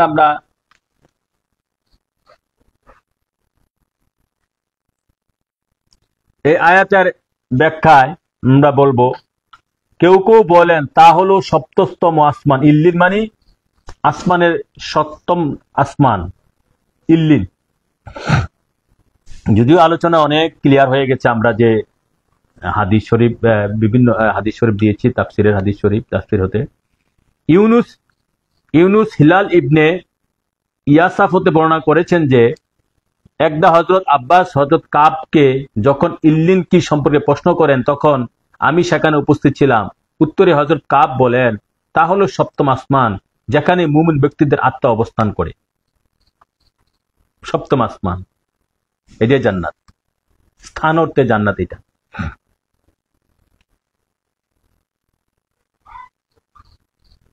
ইবনে হুমায়ের হযরত আবু কাতাদা হতে বর্ণনা করেন যে আল্লাহর বাণী, ইন্না কিতাবাল আবরারি লাফিস ইল্লিন, এর অর্থ হলো সর্বোচ্চ আকাশ, মানে সপ্তম আকাশ, এটাই জান্নাত। আলী ইবনে হুসাইন হযরত ওসামা ইবনে, এটি হচ্ছে ইল্লিন, ইল্লিন মানে জান্নাত। আলী ইবনে হুসাইন হযরত ওসামা ইবনে জায়েদের পিতা হতে বর্ণনা করেন যে আল্লাহর বাণী, আল্লাহর বাণী, ওই যে আয়াতের 18 নম্বর, সূরা মুতাফফিফিন 18 নম্বর, অর্থ হলো সপ্ততম আকাশ পূর্ণবান ব্যক্তির অবস্থান করবে, কেননা এটাই জান্নাত। মুহাম্মদ ইবনে আমর মুজাহিদ হতে বর্ণনা করেন যে আল্লাহর বাণী ইল্লিন, এর অর্থ হলো সপ্তম আকাশ, যেখানে ইমানদার মুত্তাকিনরা অবস্থান করবে। হুসাইন জাহাক হতে বর্ণনা করেছেন যে আল্লাহর কালাম, আমি এখন তাফসিরে তাবারি শরীফ, বিশ্বের বিখ্যাত তাফসির, প্রাচীনতম তাফসির, লাফি ইল্লিন এর অর্থ হলো আল্লাহর নিকটবর্তী আকাশ। কেউ বলে ইল্লিন হলো আরশের ডান দিকের স্থান বা পায়া, ওই আকাশেই। বাশার হযরত আবু কাতাদা হতে বর্ণনা করেছেন যে আল্লাহর বাণী, যে সূরা মুতাফফিফিন 18 নম্বর আয়াতের অর্থ হচ্ছে, এর অর্থ হলো আরশের ডান দিকের স্থান বা পায়া। আমর ইবনে ইসমাইল হযরত কাতাদা হতে বর্ণনা করেছেন যে আল্লাহর বাণী, ইন্না কিতাবাল আবরারি লাফি ইল্লিন। ইল্লিন, এখানে ইল্লিন শব্দের অর্থ হলো পবিত্র আরশের ডান দিকের পায়া।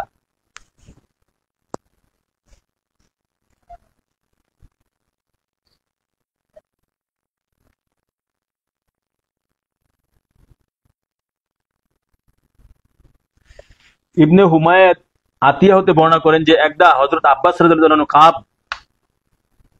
ইবনে আব্বাস রাদিয়াল্লাহু আনহু কাব আল আহবাব এর খেদমতে উপস্থিত হয়ে আল্লাহর বাণী ইন্নাল কিতাব আল আবরারি রাফি ইল্লিন এর আয়াতের অর্থ জিজ্ঞাসা করলে তিনি বলেন, যখন কোনো মুমিন বান্দার রূহ কবজ করা হয় তখন ফেরেশতারা তা আসমানের দিকে নিয়ে যায়।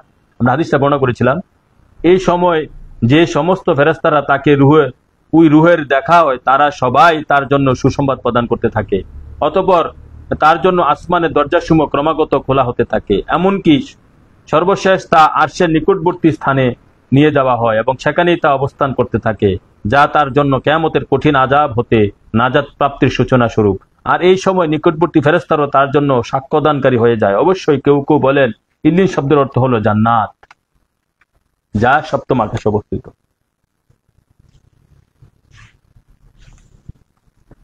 আবু সালেহ হযরত ইবনে আব্বাস রাদিয়াল্লাহু আনহু হতে বর্ণনা করেছেন যে আল্লাহর বাণী ইন্না কিতাব আল আবরারি লাফি ইল্লিন এর অর্থ হলো জান্নাত। অবশ্যই কারো কারো মতে এটা হলো সিদরাতুল মুনতাহার নিকটবর্তী একটি স্থান।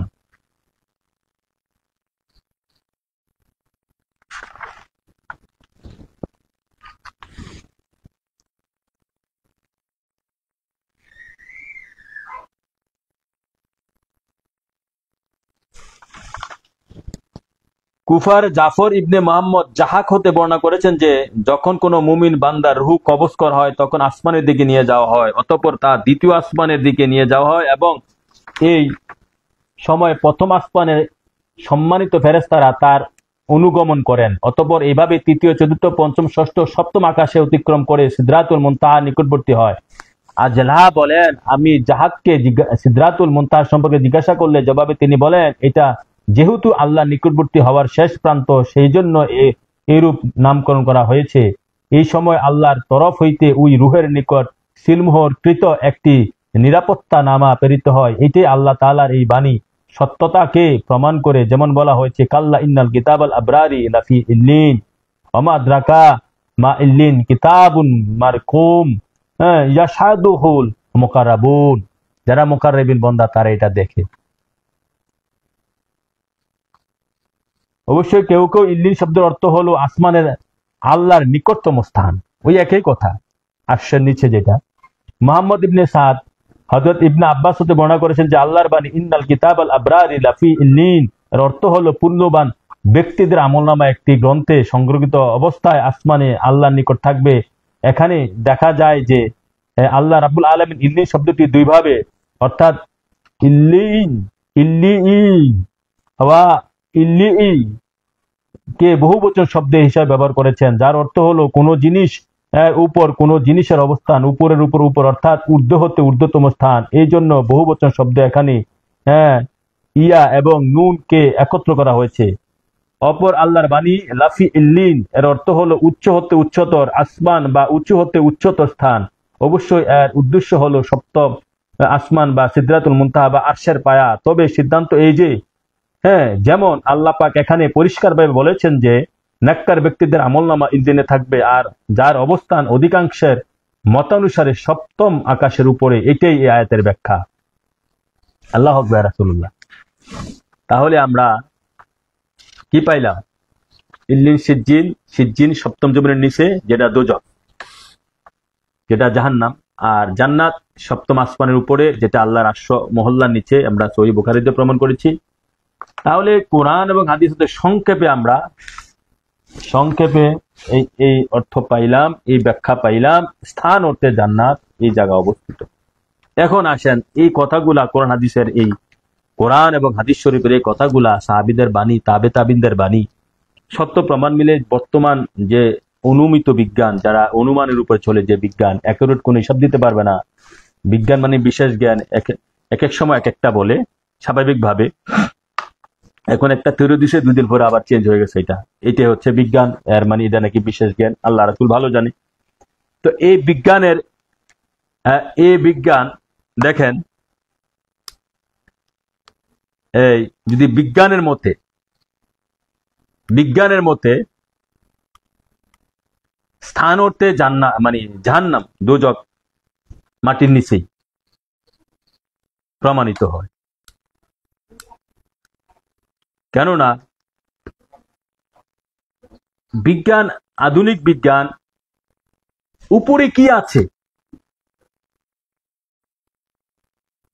আধুনিক বিজ্ঞান 12 মাইলে মাটির নিচে 12 মাইলের বেশি যাইতে পারতেছে না। 12 কিলোমিটার, 12 মাইলও না, 12 কিলোমিটার।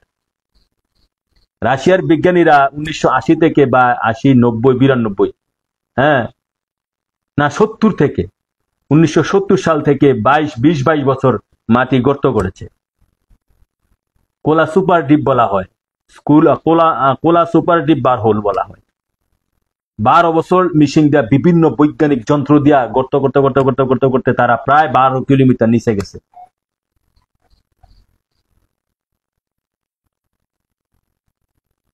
যদিও এর অতীতের বিজ্ঞানীরা এরকম করার চেষ্টা করেছে, তারাই সর্ব নিম্নে গেছে। ওখানে গিয়া কি পাইছে? পানি পাইছে, লোহা, সিলিকন, হ্যাঁ। তারপরে তারা যে মেশিন দিয়ে ঢিল করছে সেগুলো, ওখানে তাপমাত্রা প্রায় 250 থেকে 300 ডিগ্রি সেলসিয়াস তাপমাত্রা পাইছে। ওখানে 40 ডিগ্রি 42 ডিগ্রি তাপমাত্রাতে মানুষ বসবাস করতে পারে না, গরমে হট হয়ে যায়, বেহুশ হয়ে যায়। মাত্র 12 কিলোমিটার নিচে বিজ্ঞানীরা, এর নিচে যাইতে পারতেছে না। কি কেমনি করবে? কোন খনন করার যন্ত্র যা যাবে মানে গলে যায়, লোহা যন্ত্র পাথর গলে যায়।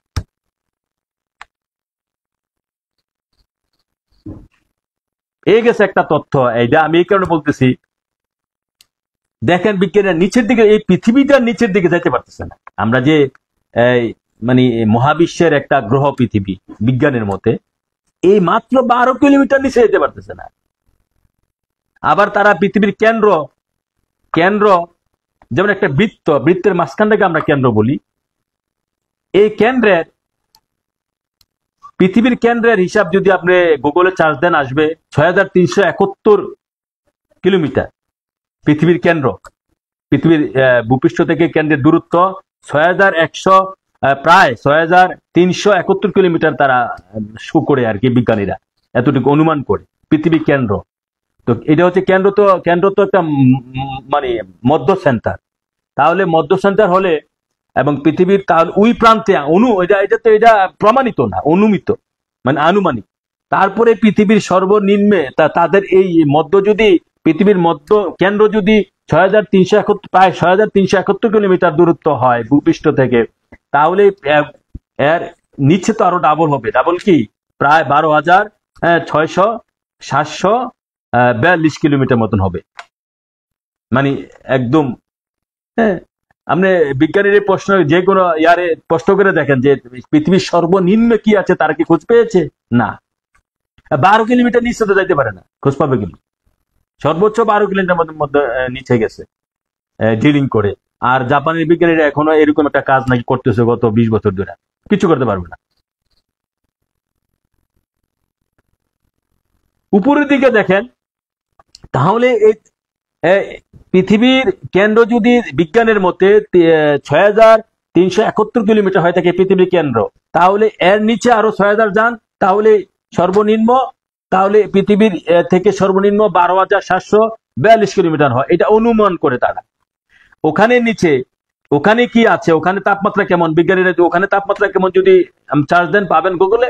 ওখানে 6000 ডিগ্রি সেলসিয়াস তাপমাত্রা, যা ভূপৃষ্ঠের তাপমাত্রা, মানে সূর্যের পৃষ্ঠের তাপমাত্রা 6000 ডিগ্রি সেলসিয়াস।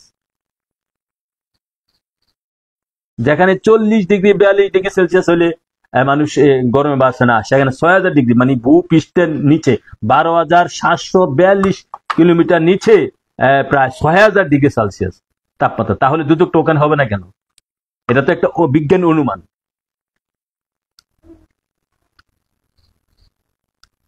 আপনি বিজ্ঞান অ্যাকুরেট ভাবে আপনি গুগলে চার্জ দিয়ে দেখেন, বা বিশ্বের যে কোনো জায়গায় যে কোনো পশ্চিমা বিজ্ঞানী সেন্টারে চার্জ দিয়ে দেখেন, তারা ভূপৃষ্ঠের নিচে পৃথিবীর সর্বনিম্নে কি আছে বলতে পারে কিনা, কি আছে অনুমান করছে।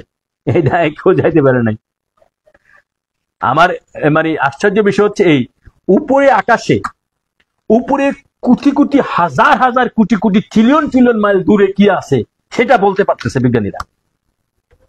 আশ্চর্যের বিষয়, উপরে হাজার হাজার কোটি কোটি ট্রিলিয়ন ট্রিলিয়ন কোটি কোটি উপরে কি আছে, বিলিয়ন বিলিয়ন কোটি কোটি উপরে কি আছে সেটা বলতে পারতেছে, ছবি তুলে নিয়ে আসতেছে হেবল স্পেস টেলিস্কোপের মাধ্যমে। হেবল হেবল স্পেস টেলিস্কোপটা আপনার 12-13 বিলিয়ন আলোক বর্ষ দূরের থেকে ছবি তুলতে পারে। 13 বিলিয়ন আলোক বর্ষ দূরের ছবি আনতে পারে। মহাকাশ নিয়ে এত গবেষণা, পৃথিবীটার নিচে 10-15 মাইল নিচে কি আছে বিজ্ঞানীরা জানে না। মহাকাশ যান পৃথিবীতে আসমানে প্রায় আমাদের এই যে আমাদের জমিনের উপরে তারা মহাকাশ গবেষণা করার জন্য প্রায় 12 থেকে 13 হাজার মহাকাশ যান ঘুরতেছে, মহাকাশ স্টেশন। এর মধ্যে 8,000-এর মালিক আমেরিকা পশ্চিমারা, আর 1,000 মনে হয় 8-9 হাজারের মালিক আমেরিকা পশ্চিমারা, আর 1-2 হাজারের মালিক রাশিয়া, আর বাকিগুলা চীন বিভিন্ন ইরান টিরান বা অন্যান্য দেশগুলা।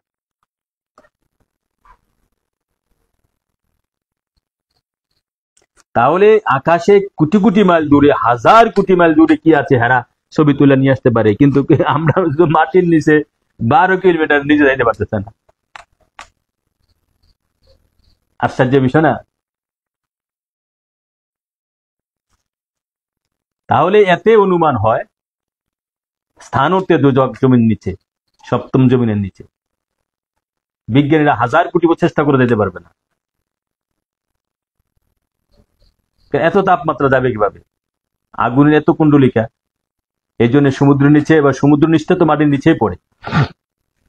আবার আরেকটা মিল আছে, বিজ্ঞানীরা যে 12 কিলোমিটার গেছে, এখানে প্রশান্ত কি আটলান্টিক মহাসাগরের সর্বনিম্ন গভীরতা আপনি পাবেন মারিয়ানা ট্রাঙ্ক নামে একটা গভীরতা আছে, সেটারও 11 থেকে 12 কিলোমিটার, সেটা গভীরতা, সেটার গভীরতা 11 থেকে 12 কিলোমিটার। তাহলে এর নিচে আর কি আছে বিজ্ঞানীরা? হ্যাঁ,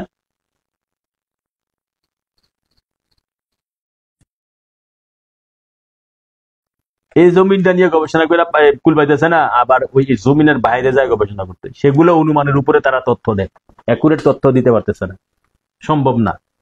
এই জন্য বলি বিজ্ঞান আন্দাজ অনুমানের উপরে চলে, আর ইসলাম ধর্ম আন্দাজ অনুমানের ভিত্তিতে নয়, হক্কুল ইয়াকিন আইনুল ইয়াকিনের উপরে চলে। দৃঢ় থেকে দৃঢ় সত্য, সত্য থেকে মহাসত্য।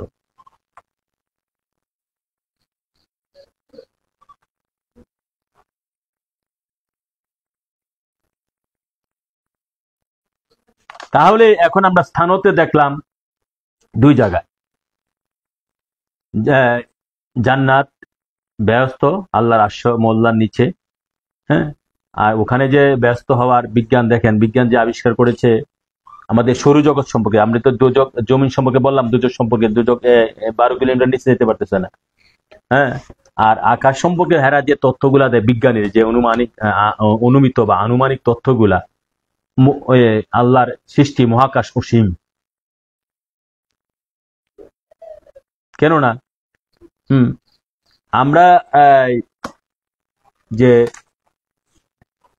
আমরা যে পৃথিবীতে বসবাস করি,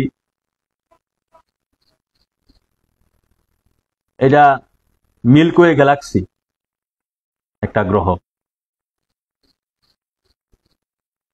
যে আমরা একটা পৃথিবীর একটা গ্রহ, বুধ শুক্র পৃথিবী মঙ্গল আমরা পড়েছি ভূগোলে অনেকেই, এগুলা গ্রহ। এই গ্রহগুলা এবং কোটি কোটি বিলিয়ন বিলিয়ন নক্ষত্র, এই যে সূর্য তারকা বা নক্ষত্র, পৃথিবীর চেয়ে 13 লক্ষ গুণ বড় বিজ্ঞানীদের অনুমান হিসাব। পৃথিবীর আয়তন 51 থেকে 52 কোটি বর্গ কিলোমিটার, স্থলভাগের এই পৃথিবীর আয়তন আনুমানিক, কেউ তো এটা তো পুরাপুরি পারবে নাকি। তো এরকম গ্রহগুলা কোটি কোটি বিলিয়ন বিলিয়ন নক্ষত্র, সূর্যের চেয়ে আরো বড় 10টা নক্ষত্র খুঁজে নাকি বিজ্ঞানীরা পাইছে, এগুলা সব আমাদের এই মিল্কি ওয়ে গ্যালাক্সির মধ্যে বসবাস করে। তো এরকম মিলাইয়া, এগুলা সব মিলাইয়া একটা গ্যালাক্সি, এরকম কোটি কোটি সূর্য মিলাইয়া বিলিয়ন বিলিয়ন সূর্যের মতন, মানে এই নক্ষত্র মিলে একটা গ্যালাক্সি। তাহলে এই এরকম 200 থেকে 400 বিলিয়ন থেকে 200 ট্রিলিয়ন পর্যন্ত গ্যালাক্সি নাকি তারা মানে অনুমান করতেছে পৃথিবীতে গ্যালাক্সির সংখ্যা, মানে মহাকাশের যে বিষয়টা, মহাবিশ্বের যে বিষয়টা। তাহলে আকাশে জান্নাত হওয়ার যে আমরা জান্নাতে বিশাল বলতেছে, যেটা স্থান অর্থে যে জান্নাতের কথা আর কি, সেটা মানে আল্লাহ রাসূল যে কোরআন হাদিসে বলে গেছে, অবিশ্বাসের কিছু না। দেখ, এইদিকে আমি আর যাচ্ছি না। এখন আরেকটু তথ্যগত আলোচনা আমাদের করা দরকার। তথ্যগত একটু আলোচনা দেখেন, স্থান অর্থে জান্নাত যেখানেই হোক না কেন, যদি আপনি সত্যিকার ইমানদার মুসলমান মুত্তাকি হন, অলি আল্লাহ গাউস কুতুব হন, তাহলে তো এই কথা মানতেই হবে।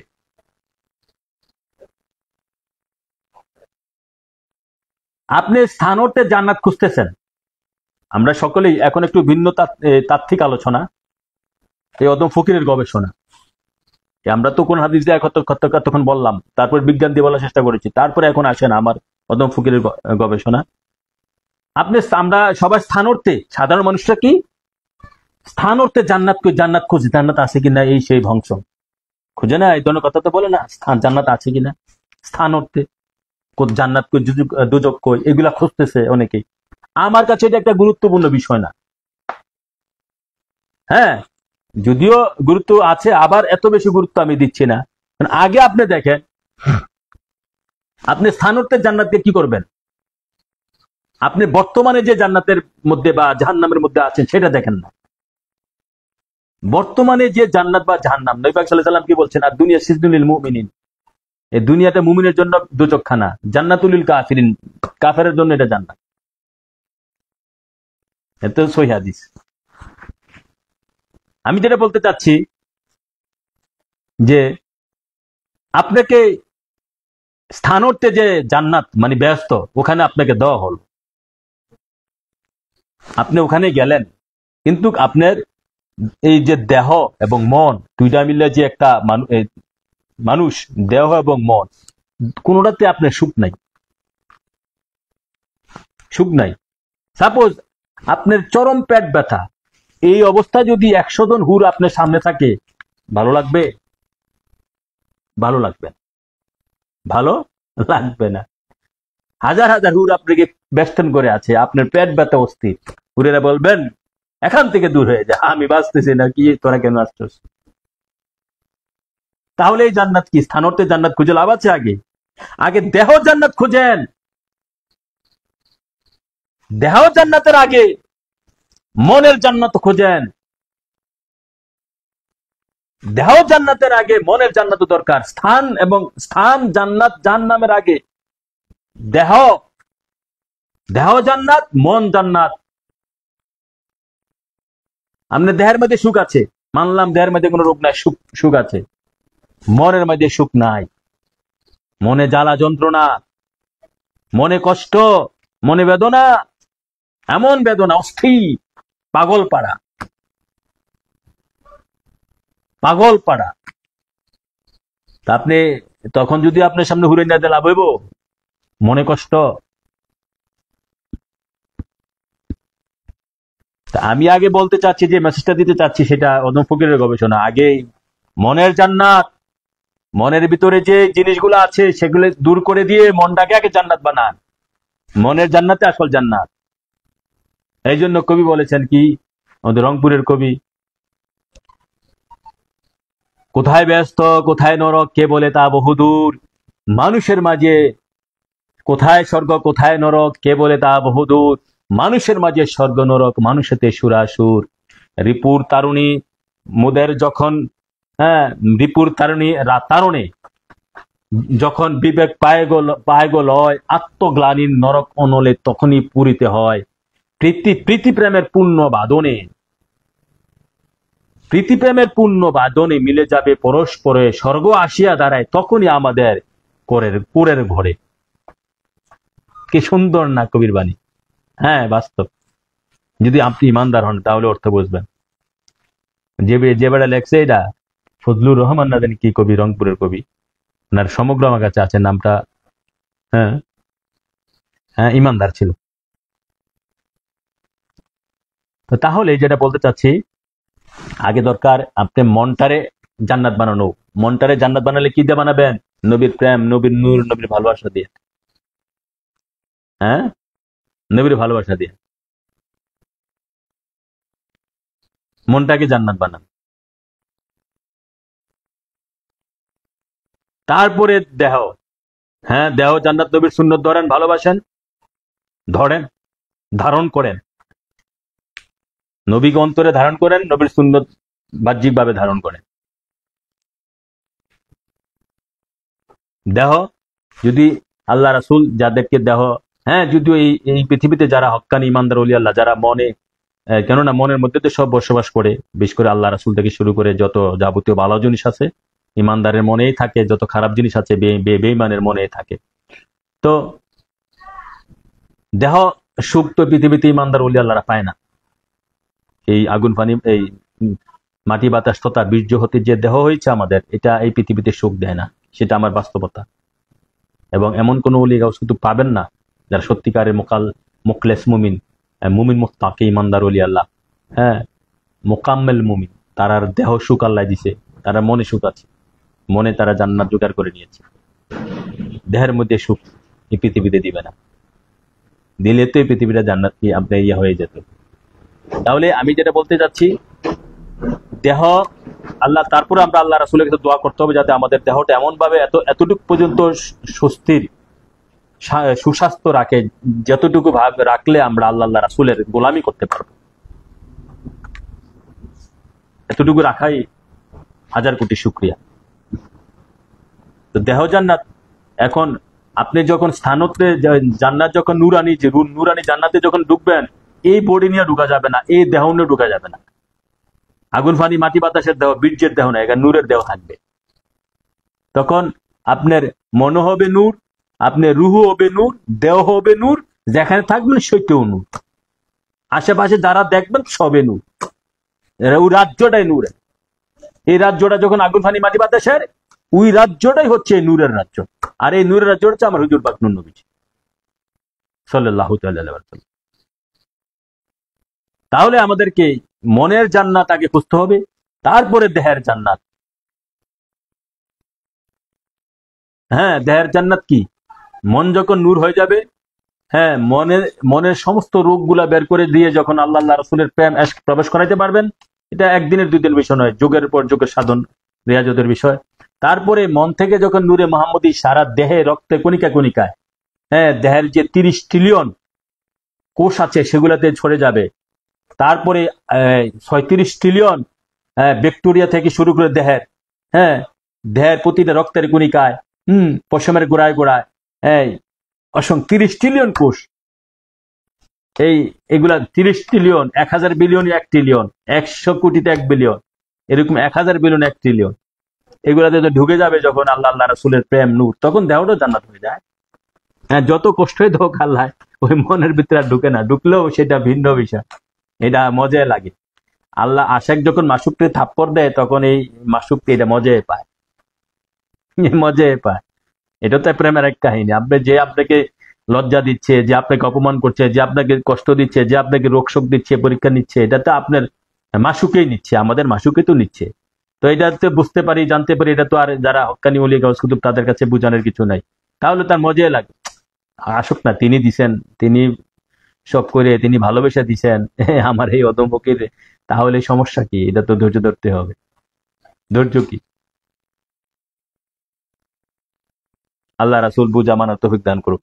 তাহলে দেহ জান্নাত, মনের জান্নাত খুঁজতে হবে।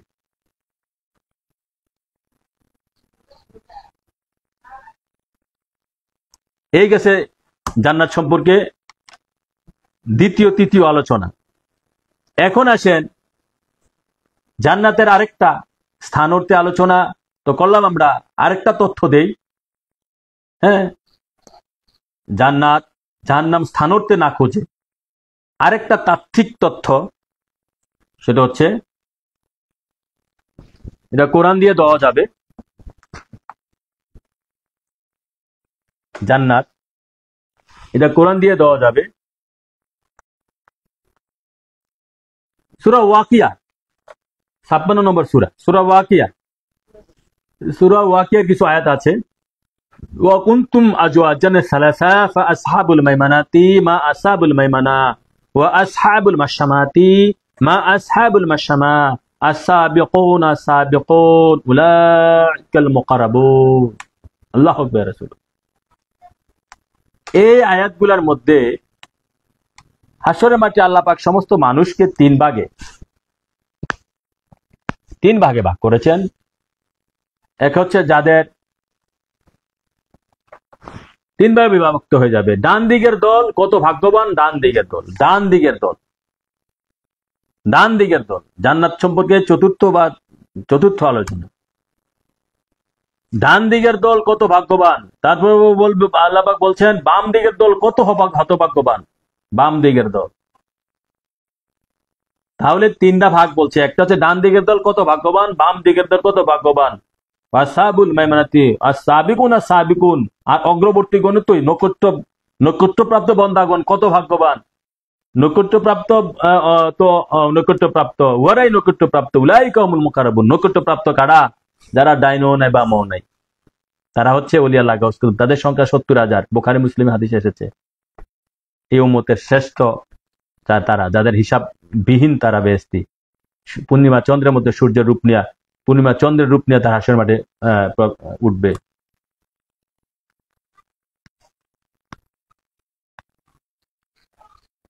এখন এই যে তিনটা গ্রুপ, আল্লাহর ডান, জান্নাতের আসল হাকিকত বলছি এখন। আল্লাহর ডান মানে যারা ডানে আমলনামা পাবে, আমলনামার কথা এখানে বলে যারা ডান, হ্যাঁ, মানে ডান দিকের দল, ডান আল্লাহর ডানটা কি, আল্লাহর হাকিকত এক কথায় বলতে গেলে আল্লাহর ডান হচ্ছে সাইয়েদনা মুহাম্মদ মুস্তাফা আহমদ মুজতবা নূরে খোদা কে মাওলা তাজের মদিনা হুজুরপুর নূর সাল্লাল্লাহু তাআলা আলাইহি সাল্লাম হচ্ছে আল্লাহর ডান। আর আল্লাহর বাম কে, আল্লাহর ডান এটা হচ্ছে জান্নাত। আল্লাহর ডান এটা হচ্ছে জান্নাত। আপনি ডানে প্রবেশ করতে পারছেন ইমানদার হইয়া, যেখানে প্রবেশ করেন আপনি সেটিই জান্নাত। ইমানদার হইয়া দুজকে প্রবেশ করলো, দুজক ছাই হয়ে যাবে, দুজক জান্নাত হয়ে যাবে এই মুমিনের জন্য। আল্লাহর ডান হুজুর পাক নূর নবীজি, আল্লাহর বাম শয়তান মকরম। বাম হাতে যারা আমলনামা পাবে, আল্লাহর বামে যারা প্রবেশ করবে তারা দোজক। আল্লাহর বামটা হচ্ছে দোজক, আল্লাহর বামটা হচ্ছে সূরা আসর কিতাবে হযরত গাউসুল আজম বরবর আব্দুল কাদের জিলানী রাদিয়াল্লাহু তাআলা বলেছেন, আল্লাহর কাহার দোজকটা হচ্ছে জাহান্নাম, হচ্ছে আল্লাহর কহর, আল্লাহর দোজক, আল্লাহর কহর, হ্যাঁ, আল্লাহর শাস্তি, আল্লাহর কহর রূপটা হচ্ছে জাহান্নাম। হ্যাঁ, দোজক এটা বাম, আল্লাহর বাম, এটা শয়তান। আল্লাহর বামের সর্দার হচ্ছে মকরম,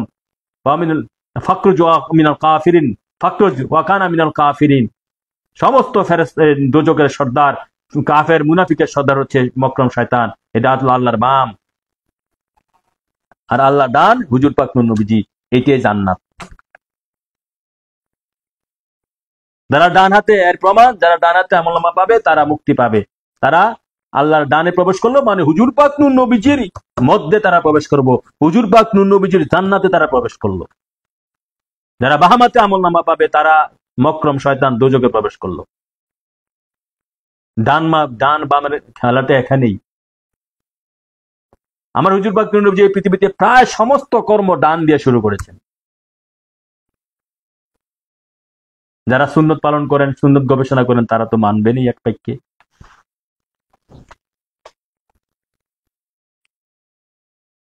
হ্যাঁ,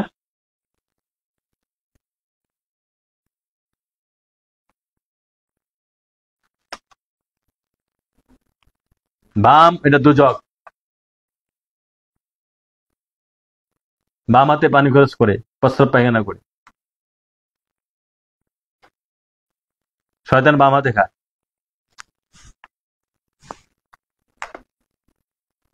তাহলে জান্নাতের মূল হাকিকত, আপনি যেখানে থাকেন না কেন, আল্লাহ রাসূলের ডাইনে প্রবেশ করলেন, মানে আল্লাহর ডাইনে গেলেন আপনি, এই জায়গাটাই আপনাকে, আপনি যেখানে প্রবেশ না করেন, আপনি মুমিন হয়ে তো স্থানার্থীদের দোজখ, সেটা যদি মুমিন, হাদিস শরীফে এসেছে, আমার কথাকে বুঝবেন, হাদিস শরীফে এসেছে, হ্যাঁ, জুজিয়া মুমিনুন ফাকাত আদগা নূর কালাবি, ইমানদার ওলি আল্লাহ যখন দোজখের মধ্যে লাফ দিয়ে পড়বে, দোজখ তখন হাজার মাইল দূরে থাকবে, দোজখ বলতেছে, হে মুমিন, তুমি আমার এখান থেকে চলে যাও, তোমার এশকের তাপে আমি দোজখ ঠান্ডা হয়ে যাচ্ছি, আমি দোজখ পুরে ছারখার হয়ে যাচ্ছি।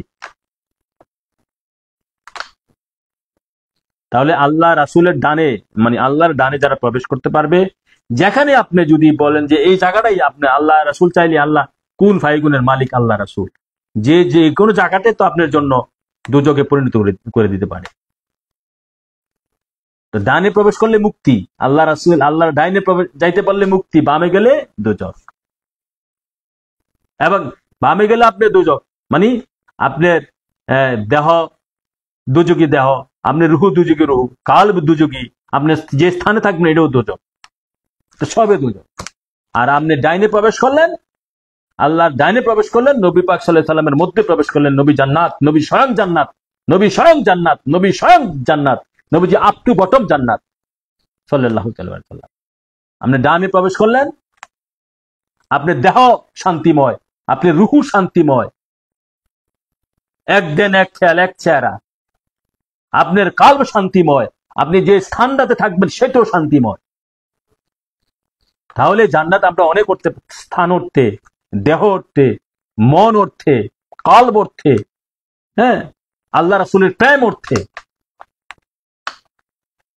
এখন আল্লাহ রাসূলের প্রেম অর্থে বলছি, শুধু স্থান অর্থে জান্নাত খুঁজলে হবে না।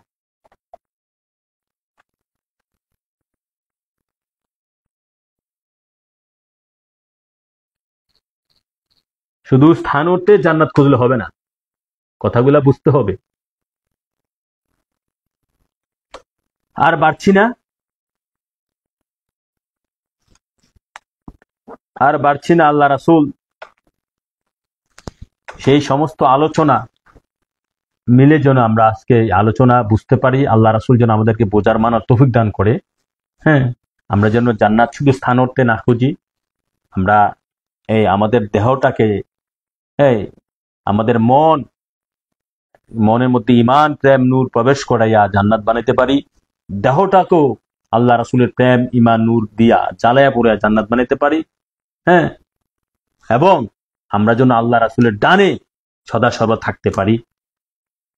ওই আরেকটা কথা তো বাদ পড়ে গেল, মুকাররাবিন, উলাইকাল মুকাররাবিন, তারা যারা মুকাররাবিন, তারা না ডাইনে না বামে। আল্লাহু আকবার, রাসূলুল্লাহ, তারা কি তারা হক্কুল ইয়াকিন হয়ে গেছে,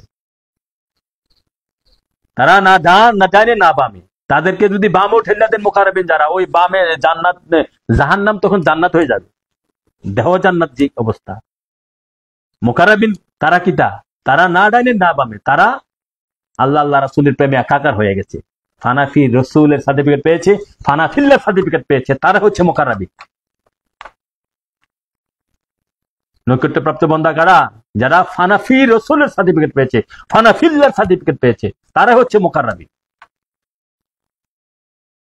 তারা না ডাইনে না বামে, তারা আরো জান্নাত দিতে পারে, তারা জান্নাতি বানাইতে পারে, আল্লাহ রাসূলের দয়া, আল্লাহ রাসূলের ইচ্ছা। হায় মুকাররাবিন, আল্লাহ রাসূল একদম ফকিরকে মুকাররাবিন বান্দার পরিণত করো। আমিন সুম্মা আমিন। আর বাড়ছি না, অনেক অনেক আকার ইঙ্গিত কথাবার্তা এসেছে। আল্লাহ রাসূল যেন আমাদের এই আলোচনা বোঝা মানার তৌফিক দান করে। এখানে শেষ করছি। ওমা আলাইনা ইল্লাল বালাগ।